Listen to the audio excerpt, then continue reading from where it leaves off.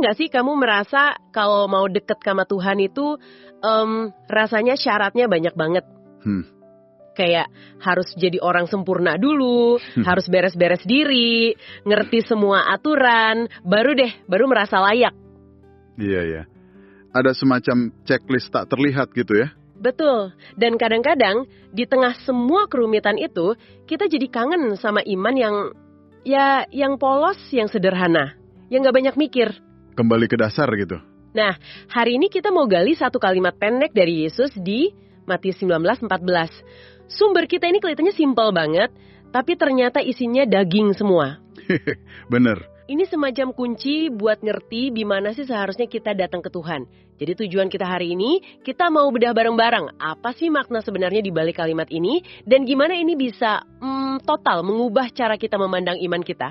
Oke, ayatnya berbunyi begini. Tetapi Yesus berkata, biarkanlah anak-anak itu, janganlah menghalang-halangi mereka datang kepadaku. Sebab orang-orang yang seperti itulah yang mempunyai kerajaan sorga. Nah, kalimat janganlah menghalang-halangi mereka, ini kan kayaknya nunjukin kalau waktu itu lagi ada masalah ya. Sebenarnya siapa sih yang menghalangi dan kenapa? Ini yang menarik.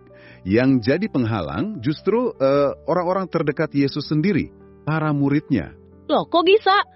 Kita perlu lihat konteksnya sedikit. Di budaya Yahudi saat itu, anak-anak itu ya dianggap belum penting. Mereka nggak dilibatkan dalam diskusi-diskusi serius tentang Taurat. Oh, oke. Jadi, waktu orang tua bawa anak-anak mereka buat didoakan dan diberkati Yesus, para murid ini mungkin dengan niat baik mereka berpikir, guru kan sibuk, jangan diganggu sama urusan sepele begini. Jadi mereka bertindak sebagai semacam satpam spiritual gitu ya, menyeleksi siapa yang layak dapat waktu Yesus. Bisa dibilang begitu. Dan kita harus ingat, dalam tradisi rabbinik saat itu, interaksi mendalam biasanya hanya terjadi antara seorang rabi dan murid-murid dewasanya yang serius belajar. Oke, jadi wajar kalau mereka berpikir begitu pada masanya. Betul.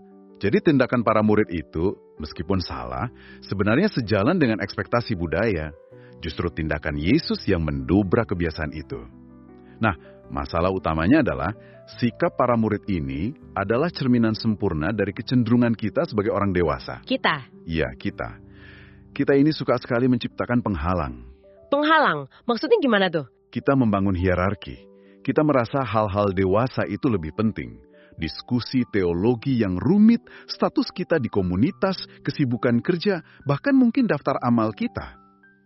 Tanpa sadar, kita membangun tembok-tembok ini dan bilang ke diri sendiri, nanti deh aku datang ke Tuhan kalau udah lebih pintar, atau kalau hidupku udah lebih beres, atau kalau aku udah gak ngelakuin dosa ini lagi. Nah, itu dia. Betul banget. Dan ini ngaruhnya besar loh ke perasaan dan hubungan kita dengan Tuhan.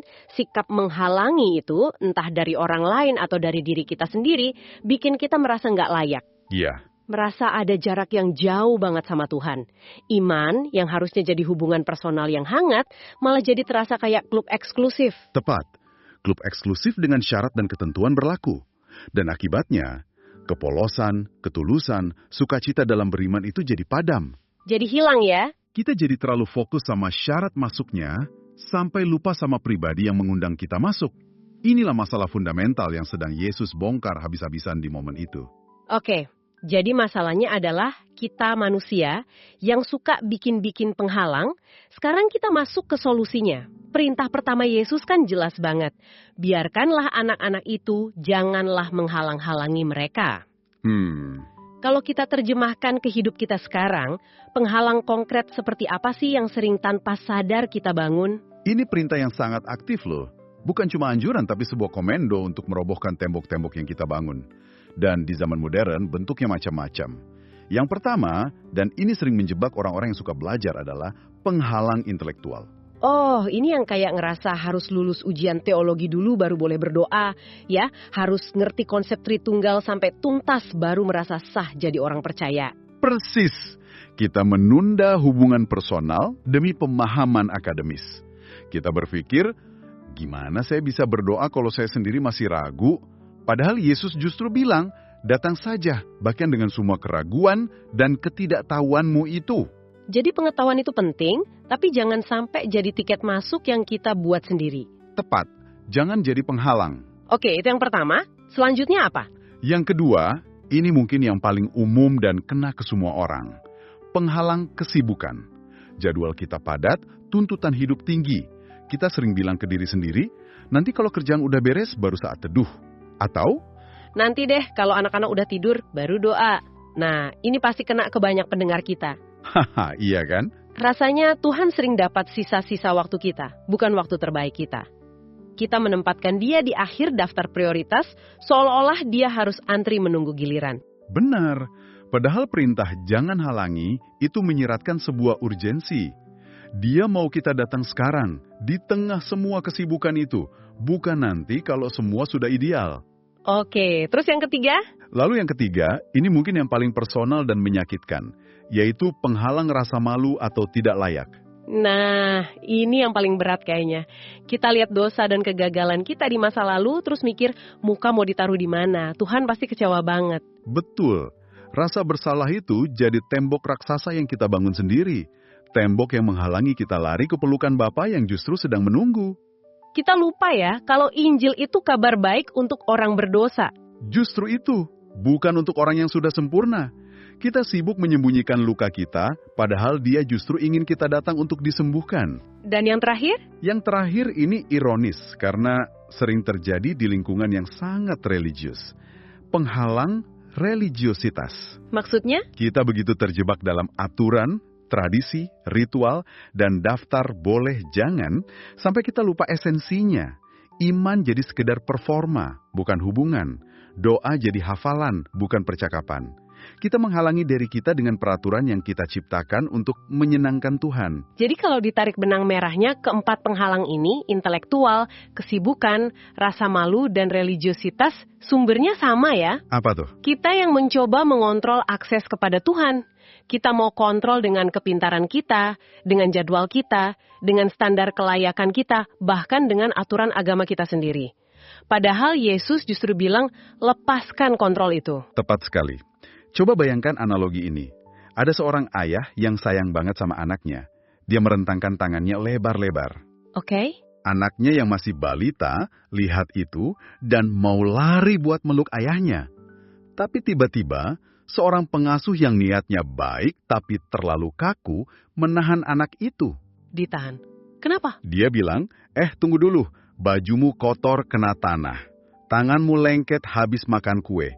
Sepatumu belum diikat benar. Para murid waktu itu bertindak persis seperti pengasuh ini.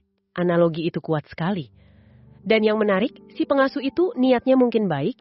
Dia ingin si anak tampil sempurna di hadapan ayahnya. Benar. Mungkin kita juga begitu. Kita membangun penghalang dengan niat baik untuk mempersiapkan diri. Padahal Tuhan hanya ingin kita datang apa adanya. Persis. Dan Yesus pada dasarnya berkata, minggir, singkirkan semua penghalang itu. Aku nggak peduli bajunya kotor atau tangannya lengket. Biarkan dia datang kepadaku apa adanya, sekarang juga. Perintah radikal ini berlaku untuk kita semua hari ini. Betul. Oke, jadi kita udah bongkar penghalang-penghalangnya dan solusinya adalah merobohkannya. Tapi saat saya baca lagi ayatnya, ada bagian lanjutan yang lebih menusuk buat saya. Yang mana?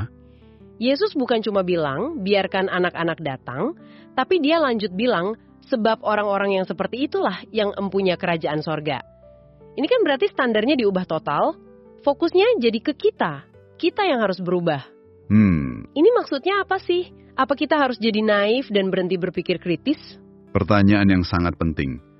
Kuncinya ada di perbedaan besar antara menjadi kekanak-kanakan, childish, dengan memiliki sifat seperti anak kecil, childlike. Oke, childish dan childlike. Beda ya? Kecil secara alami, yang justru sering terkikis habis seiring kita dewasa.